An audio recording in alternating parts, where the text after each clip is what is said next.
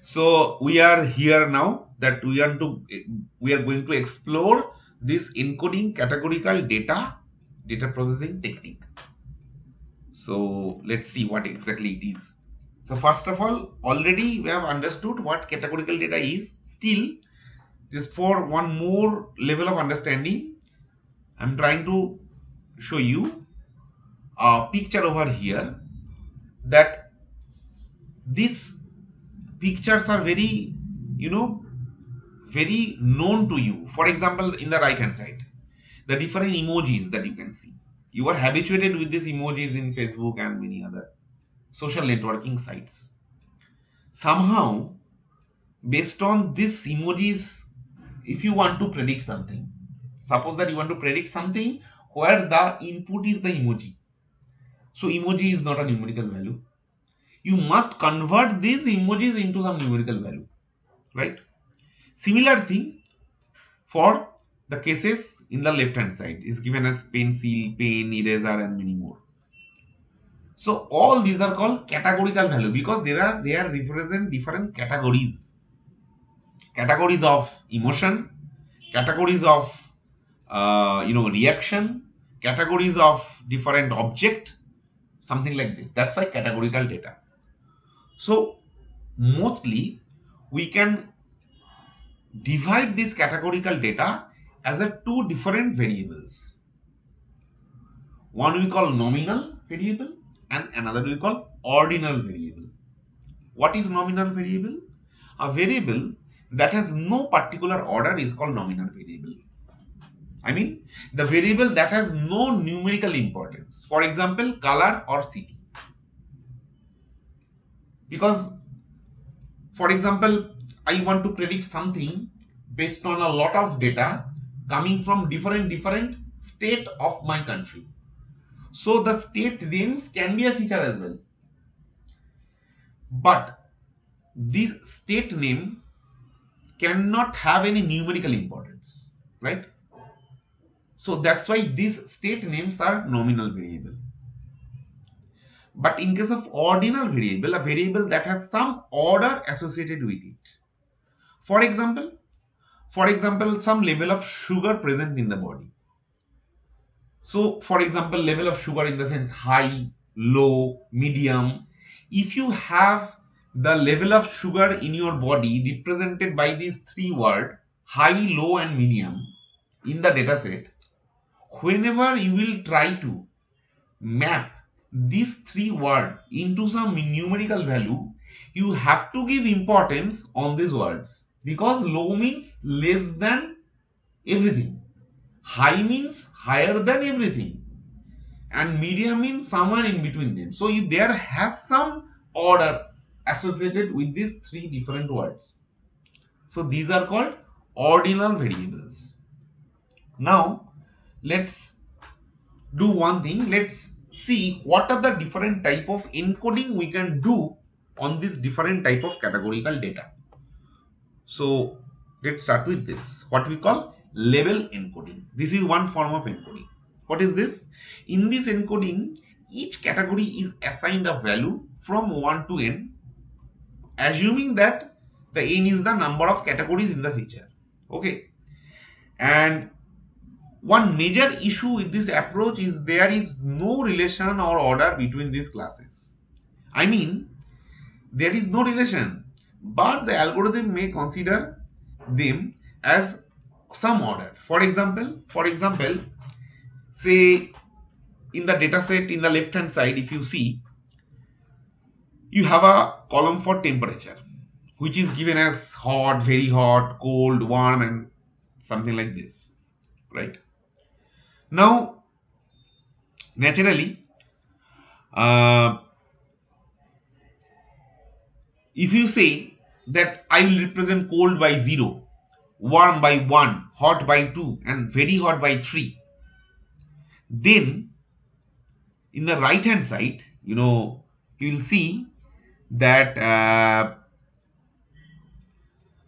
in the right hand side means actually in the right hand side column, you see the level encoded is in this form, right? Now, definitely, Cold has does not relation with warm, but still maybe there is a possibility that algorithm will consider that one is higher than zero, because numerically one is greater than zero and hot is greater than one. I mean, two is greater than one. So maybe it will consider this hot is greater than one or something like that, but which may not be true always. So this is the issue present in label encoding. But there are two different ways by which you can apply this label encoding. I've just written a code here. You see, one is from again sklearn dot preprocessing. So this sklearn dot preprocessing is going to be a very vital package under which you have lot of different classes you can use for feature scaling, for label encoding, and many more. For example, over here we have a specific class label encoder that you can use for encoding those categorical data like temperature. So that I have here given here, that tf temp label encoded equal to label encoder dot fit transform then df dot temperature. So this fit transform function takes that particular column as a input on which we are going to apply the label encoding. Remember, we are not doing this labeling by 0 and 1 and something like that. What I mean to say is that I can say that the ideal encoding should be something like this, right?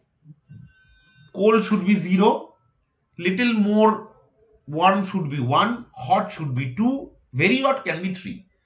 Then you can make a relation. But when you will apply fit transform on the temperature column, the label encoder class will randomly encode some numerical value for different class of temperatures, and due to that it may not follow this order.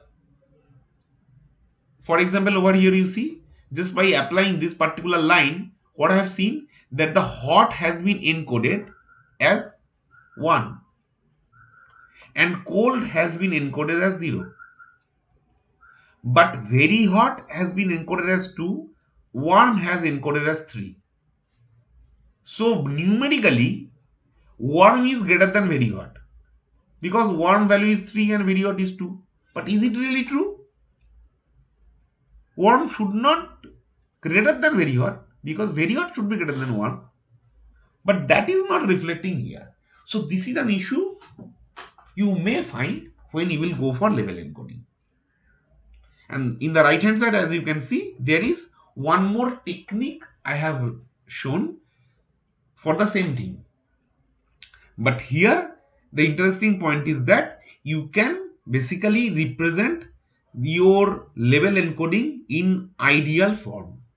You see, the hot become, no, sorry, not even here also. So no, hot is 0 and cold is representing 1. So by considering temperature, cold is greater than hot, which is impossible, right? Anyway, so this problem will retain. Whatever technique you use, this problem will retain. This issue will retain in label encoding. So before you apply label encoding, anyway, or after you apply label encoding, you must check that whether, you must ensure that the numerical values present in for different temperatures or many other categorical values should not reflect the classification part performance. So let's move forward with the next encoding technique, that is what we call ordinal encoding. Just we are discussing. This encoding looks almost similar to label encoding, but there is a slight difference, as label encoding would not consider whether the variable is ordinal or not. So here you see we have a possibility that we can specify what corresponding value we should have for these three or for these different class of temperatures. You see, I have written forcefully that cold should be represented by 1, warm should be represented by 2, hot should be represented by 3, and very hot should be represented by 4. And according to that, we have applied a map function on that particular column, temperature column of this data frame, and within this map function we pass the dictionary, which dictionary contain the corresponding value I should have for different uh, categories. So here you can at least ensure that there must have some um, uh, proper relation between say different type of temperature classes, and the corresponding numerical value relation will be maintained. That you can guarantee. Now, if I go further, the next one we can say binary encoding. So, by name also, I think you can easily understand what exactly it is. Binary encoding converts a category into binary digits. Each binary digit creates one feature column. If there are n unique categories, then binary encoding results in only log base 2 of n features. Maybe the thing that I've written here is not clear. Log base 2 should be in the as a subscript, and it should not be over as a square form. Anyway, try to understand what my mean to say is that suppose there are, for example, here there are hot, cold, very hot, one. There are 4 categories present, right? Now that means here the n is 2, n is 4. That means there must have the order, and the order can be written something like this. You see, the technique that I have shown here is nothing but representing how to convert your categorical data into a binary form. So first we have represented in this different represent numerical values. Okay, so hot is 1, cold maybe 2, maybe very hot is 3 or 4, something like that. And based on that, we have binarized these numerical values into different form. And that binarized numerical value we have presented in different columns. That's the thing. Okay. So since it is represented in some binary form, that's why, and represented in all different columns, that's why you cannot although the hot is represented by 1 and cold is represented by 2, there will be no numerical importance present within this 1 and 2, because this 1 has a different binary and 2 has a different binary. Okay. And the corresponding code for this binary encoding you can see in the right hand side. It's just you can just apply these 4 lines to make a binary binary encoding of this temperature column. Okay. So now a very important encoding technique that now you will see, that is what we call one hot encoding. This one hot encoding is very vital for a lot of problems coming from natural language processing. But anyway, so we will see that later. But let's try to understand what this one hot encoding exactly is. That is, we map each category to a vector that contains 1 and 0, denoting the presence or absence of the feature.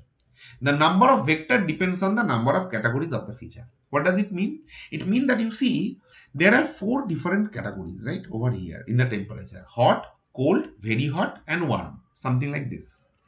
So if we, what basically one hot encoding does, since we have 4 different categories, one hot encoding create 4 different column representing different categories, and whoever under which category, based on that particular new column become 1 and other column become 0.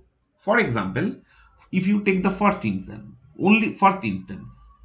which is hot, right? One thing you can see in the right hand side, since we have 4 different categories, that's why temp cold, temp hot, temp very hot, and temp 1. These 4 different individual column is created. Now, for the first instance, which column will have 1 and which column will have 0. That will depend upon what exactly value present here. For the first row, the temperature is hot, so temp hot will have 1, and for other temp cases will be 0. You see, that's why here it is 0, and for all other cases it is 0. Only for hot it is 1. Now for the second case, you see, for the second case the temperature is cold. That's why temp cold is 1, but others are 0. So that means among these four individual columns, the value at only one column will become 1, and for the other columns will be 0 always. And that is represents, we call one hot encoding. So one will be, any one of the cases, any one of the features will be 1, others will be 0. That is a very straightforward philosophy of one hot encoding. Okay. Now once you represent this categorical feature in some numerical form in this way, either by one hot encoding or by binary encoding or ordinal or level encoding, whatever it may be. Once you can convert this, these features, categorical features, into some numerical form, because you see, whatever 1 0 whatever value it is, it's some numerical value. These numerical values you can easily feed into machine learning model. It can be computable, right? So now what we can do, after converting this categorical values into some numerical features, we can fit these features into the machine learning model, so we can utilize the impact of these categorical features in this form. Okay. So we also have a corresponding Python code over here. So let's do one thing. Let's go back to the Python code again, and let's see how what actually we have done here.